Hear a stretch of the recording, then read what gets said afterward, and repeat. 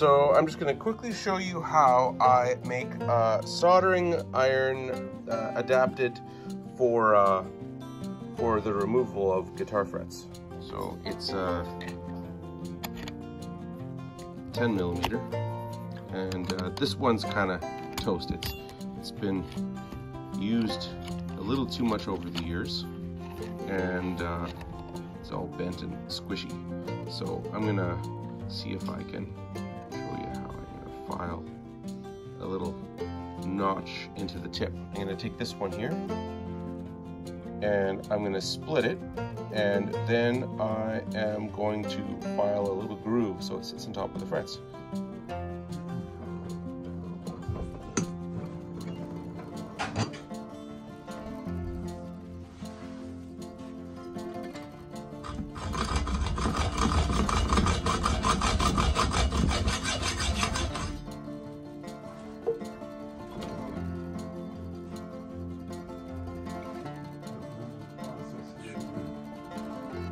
And I'm going to file them down now. Flat.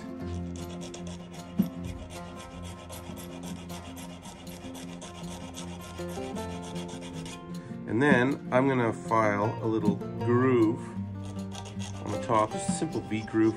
It doesn't have to be perfect. You don't have to get stressed out about getting all bespoke. Just file it so it's got a little groove like this. I don't know if you can see.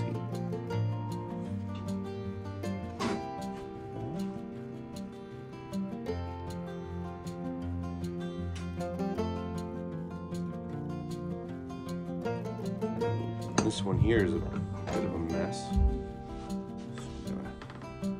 Just knock that whole fat tip right off. There we go. And again,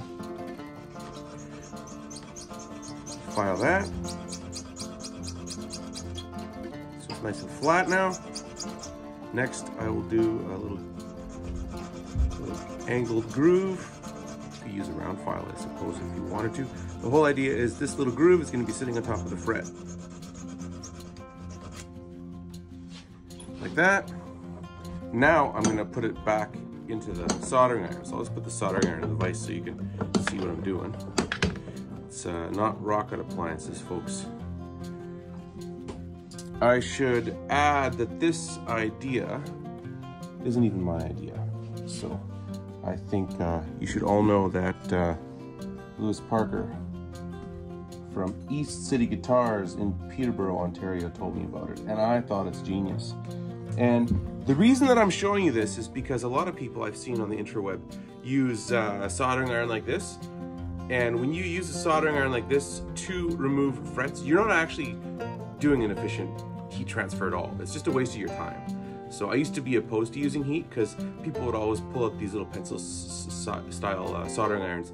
And it's just with all due respect, I think it's the dumbest idea ever. If you want to use a gun, this thing's like what? It's like a couple hundred watt, it's I don't know how many watts it is. Does it say over here maybe?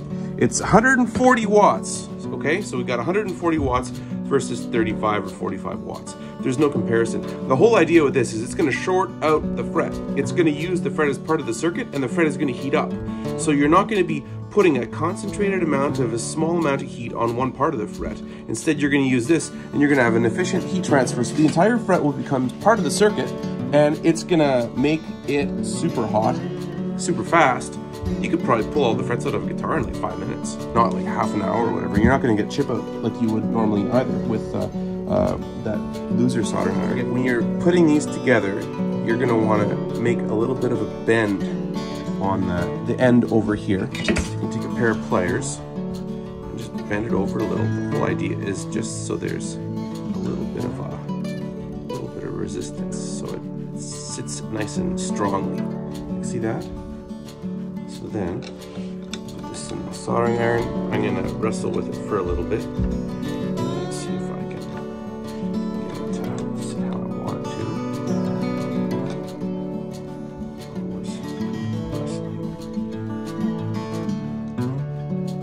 Go, there's that one.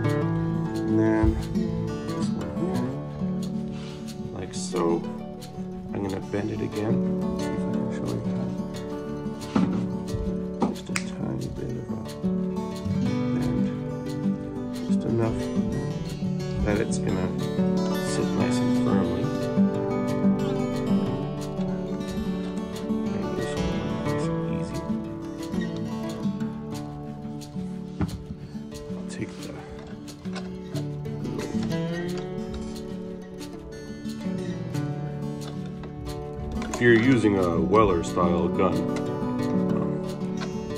Conveniently, it's a 10mm wrench. You always gotta have them all two 10mm wrenches around the shop, I think.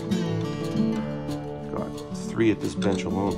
Okay, so now I'm gonna do a little bit of a close-up so you can see what it looks like height-wise.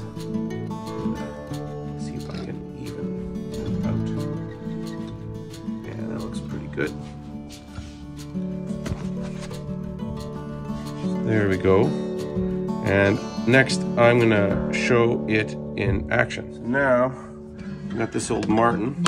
We're gonna first get these strings on.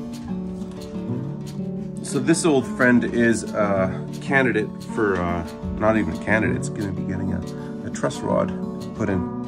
So now I'm gonna take my nifty soldering iron here, and let's just pull this one out. I'm gonna actually refret the entire guitar.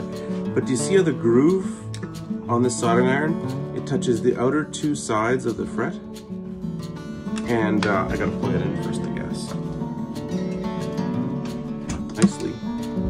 The top of the fret, if you watch closely, pretty soon there's going to be all kinds of oils bubbling and a little bit of smoke is going to rise. Oh, there we go, already.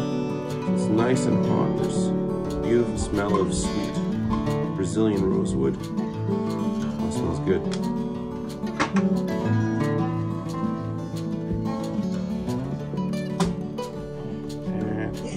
Comes out nice and easy. Right, so now we're gonna do a couple more here. Just gonna get these all, oh, it's already bubbling now, that's just great.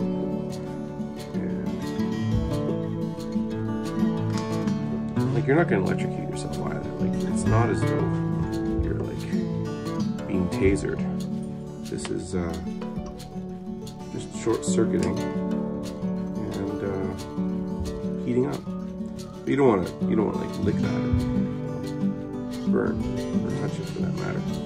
So I'm waiting. Oh, it's bubbling already.